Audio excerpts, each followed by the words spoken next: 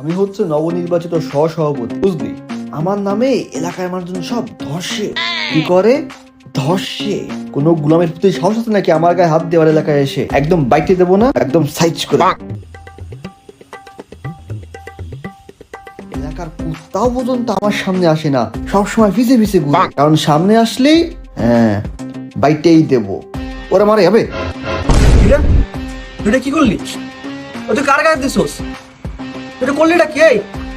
সহসভাপতি আমি, তুই কি জানের মায়া না? তোরে করছি। তুই একটা সহসভাপতির গায়ে টাকা খাইছিস। তোর সাহস তো আমাদের এলাকায় কুত্তাপ্তুন বেশি। তুই দেখবি আমার ক্ষমতা, দেখবি ভরে দেবো তোরে। কিরে তুই ওর মারলি? তুই একটা সহসভাপতির গায়ে দিছস? তোর কলিজা তো। এরে ভাই, তুই আমার আবার মারলি? বড় সহসভাপতি আমি একটা। যাই হোক, মারছি কাউকে কত দরকার নেই। তুই যা, তোর মাফ করে দিছি আমি।